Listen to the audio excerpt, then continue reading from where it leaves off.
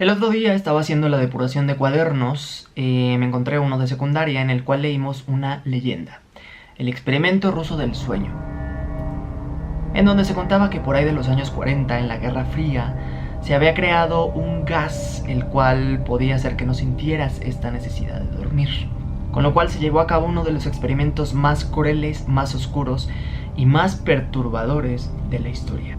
Se seleccionaron a 5 prisioneros condenados por delito de alta traición, con los cuales se les obligó a permanecer en un cuarto, en una habitación bastante pequeña, en donde se les administró el gas y no se les permitió dormir durante 15 días. En esta habitación podían monitorizarlos, frecuencia cardíaca, temperatura, mas no verlos. Digamos que todo fue normal durante los primeros 5 días, pero por ahí del 9º es donde todo tomó un rumbo bastante diferente, ya que empezaron a oírse gritos, empezaron las alucinaciones, e incluso uno de ellos decide arrancarse las cuerdas vocales. La leyenda sigue con más descripciones extrañas y perturbadoras de lo que supuestamente sufrieron los prisioneros.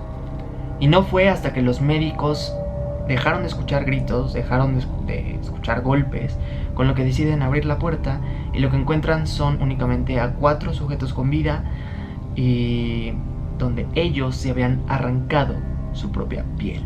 Bueno, ya no te digo cómo estaban mentalmente, exacto, es realmente perturbador. Se podrá decir que el experimento fracasó, evidentemente. Ahora, yo no te estoy diciendo que exista un documento oficial o alguna evidencia de que esto realmente haya sucedido, ya que esto muy probablemente se trata de una historia sacada de algún foro de creepypastas que ahora está por toda la internet y la puedes escuchar sin ningún problema. Ahora, en 1965 ha habido gente un poco igual de loca que se ha propuesto no dormir para entrar en un récord Guinness. Tal fue el caso de Randy Gardner, cuando tenía solamente 17 años de edad. Y lo máximo que pudo resistir fueron 11 días, en donde sus habilidades cognitivas, mentales, sensoriales se empezaron a ver afectadas. Lo que sí no podemos negar es que cuando no dormimos empezamos a sentir claramente como algo cambia, como nuestras funciones, nuestras actitudes, emociones son distintas, con lo que dormir se hace vital. Pero entonces, ¿qué tan vital? ¿Tan vital como para mantenernos vivos? Y esto fue lo que motivó a la realización de este video y al motivo de mi pregunta, que es ¿por qué tenemos esta gran necesidad de dormir? Bueno, pues hoy, según la ciencia, veremos por qué sentimos estas enormes ganas de dormir. En este video lo abordaremos en 5 apartados, el cual será primero hablar un poco del sueño y sus fases, después hablaremos un poco de aquellas estructuras cerebrales que nos despiertan y nos ponen a dormir, también llamados como centros del sueño. Asimismo, tocaremos un poco el tema de sistema reticular activador ascendente y formación reticular, un tema bastante importante e imprescindible para entender todo esto.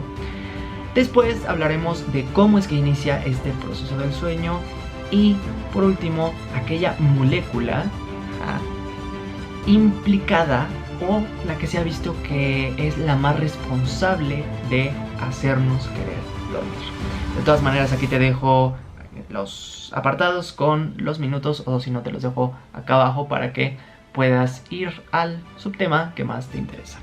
Bien, primero necesitamos entender qué es a grandes rasgos y cómo se da este proceso del sueño. Entonces, hablemos del sueño. Bien, el sueño se puede decir que cumple con 4 criterios. El número 1 es la reducción de la actividad motora. El número 2 es la disminución de la respuesta a estímulos. Número 3, se debe de tener una postura estereotipada, es decir, acostado, con ojos cerrados. Incluso si intentaras dormir de pie, eventualmente caeríamos. No somos caballos, por ejemplo, o vacas. Y número 4, que tenga una cierta fácil reversibilidad, es decir, en segundos, en cuestión de segundos, nos podemos despertar. Normalmente podemos distinguir al sueño en 2 fases. Primero está la fase no REM, que dura 100 minutos aproximadamente en todas las personas, Esta tiene 4 fases, 2 correspondientes al sueño ligero, intermedio, y las otras 2 juntas que corresponden a un sueño profundo. Asimismo, la fase REM o la fase de movimientos oculares rápidos también se le conoce como sueño paradójico, y es donde realmente ocurren los sueños, donde podemos decir que soñamos y en donde la actividad cerebral está muy activa a pesar de estar profundamente dormidos. Ahora, cada fase cuenta con sus características y se puede ver si una persona está en una fase a través de un electroencefalograma, en donde se encuentran sus ondas, características y demás.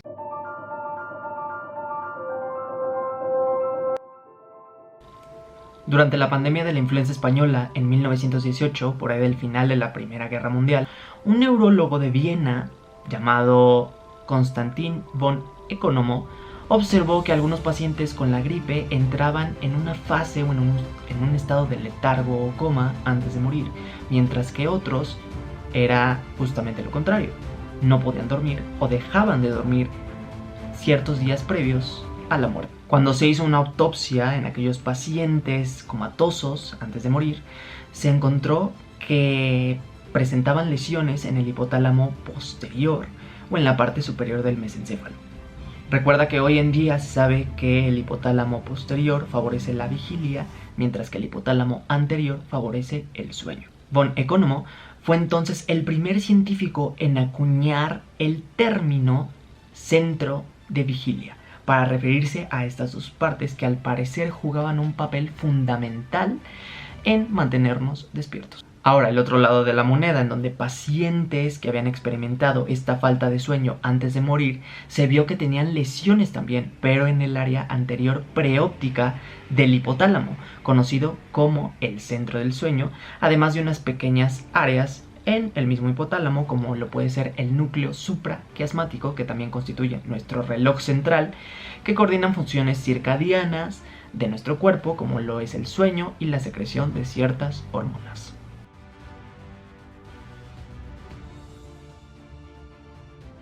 Total, se hicieron infinidad de autopsias en donde se vio que cualquier daño en el tallo cerebral podría conllevar a que la persona entrara en algún estado de coma o de sueño profundo. Con lo que se encontró que en el tallo cerebral, en la parte más central o en medio, existe una estructura que también puede jugar un papel muy importante en la vigilia. A esta estructura se le llamó como formación reticular.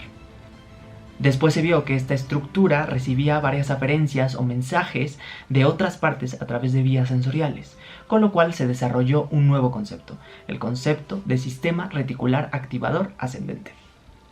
Vale la pena tomarnos unos momentos para explicar y entender lo que es la formación reticular, ya que esta es una red, piensa en una red a nivel del tallo, con ciertos cuerpos neuronales que le podemos ver como bolitas dispersos en esta misma red. Ahora, estas mismas bolitas o cuerpos neuronales van a recibir información mediante conexiones colaterales, información de tipo sensorial.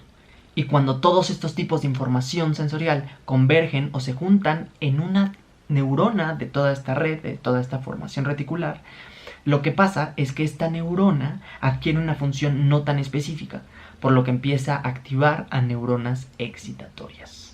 Mientras que hay otras células reticulares que pueden incrementar el tono muscular. Por lo que la formación reticular se puede considerar como un filtro a todos los estímulos visuales, auditivos o somatosensoriales que nos rodean todo el tiempo. Además de que nos permite pasar en fracción de segundos a un estado consciente. Por ejemplo, tenemos un estímulo constante pero de baja intensidad. Puede ser un goteo sobre una cubeta. Entonces, después de un rato, lo dejamos de escuchar. ¿Gracias a qué? A que se le pone justamente un filtro. Por lo que, si no tuviéramos formación reticular, nos sería prácticamente imposible poder dormir en lugares ruidosos, incómodos o con cierta luz. A los investigadores les cayó un gran balde de agua fría cuando se empezaron a diseñar experimentos o intervenciones invasivas cuyo propósito era destruir dirigidamente estructuras como lo fue el hipotálamo anterior o la formación reticular, estructuras que hoy en día conocemos como centros del sueño, pero dejando intactos los cables o vías o axones que pasaban por estas estructuras, pero que nacían de algunas otras del sistema nervioso. ¿Y los resultados cuáles fueron? Que la función de vigilia sí disminuía inicialmente, sin embargo, al pasar el tiempo, se mantenía o regresaba a su función normal. Los investigadores tuvieron que concluir que hay otras estructuras en el cerebro que pueden hacer relevo o adoptar la función de aquellas que fueron previamente destruidas. Por lo que todos estos desórdenes de vigilia que habíamos visto o que se habían visto en el pasado, muy probablemente se debían a un daño en los cables o en los axones que pasan por justamente estas estructuras, ya sea el hipotálamo o la formación reticular. Bueno, ya entendido todo este merequetengue, nos lleva a nuestra pregunta de hoy.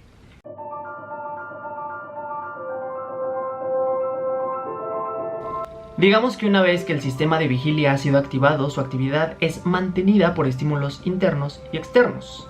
Está claro que estos estímulos deben cesar, deben detenerse, aunque el proceso para empezar a dormir está dado por nada más ni nada menos que por el mismo sistema de vigilia. Me explico.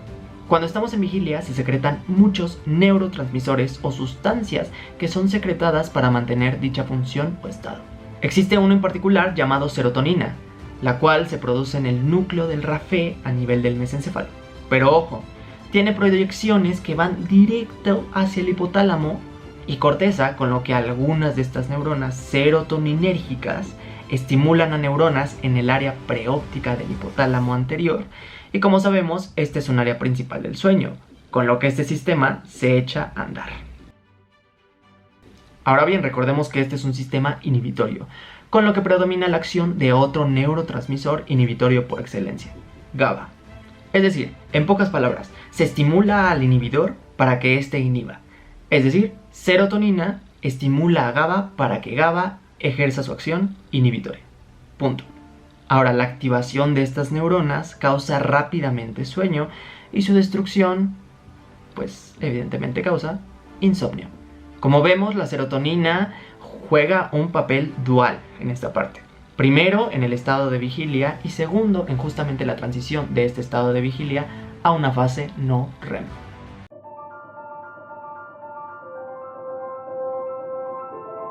Sabemos que el ritmo circadiano controla la secreción de hormonas como lo son la melatonina, que participa en el sueño, pero esto ya es muy bien sabido. Por otra parte, existen sustancias que le llamamos sustancias hipnogénicas en nuestro cuerpo que se producen a lo largo del día y su acumulación hasta el final del día favorece que aparezca este deseo de dormir. Solo puedes caer dormido ante dos situaciones. Una, tu reloj biológico ya indujo la secreción de ciertas hormonas como la melatonina. Y dos, ya ha pasado una cantidad considerable de tiempo sin dormir, con lo que ya se han acumulado concentraciones suficientes de sustancias hipnogénicas. Ahora, un redoble de tambores porque la sustancia hipnogénica que más se ha estudiado o a la que más se le ha dado la atención es la adenosina.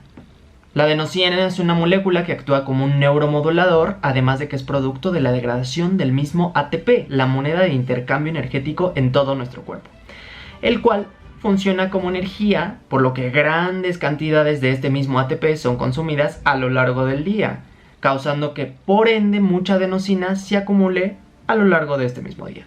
Se sabe que para mantenernos despiertos se consume un antagonista del receptor de adenosina, apuesto que ya te vino a la mente cuál. Exacto, la cafeína. Lo que hace la cafeína es que se pega en el receptor de la adenosina.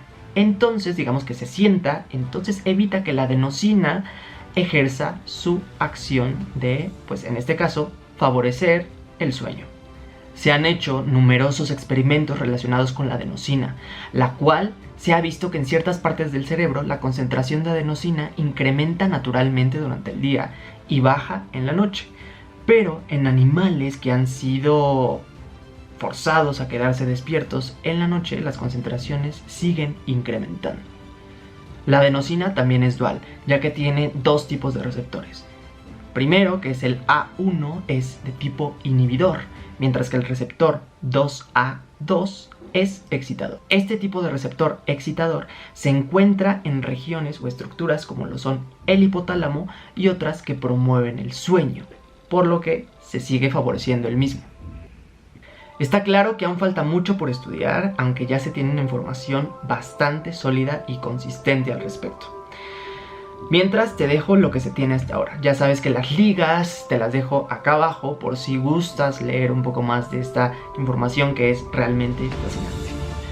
Espero que les haya gustado. Si es así, regálame un like, una mano arriba y suscríbete para pues seguir sacando más videos de estos que se vienen muchos y muy interesantes. Pero bueno, mientras, ya sabes que yo te veo en el próximo video.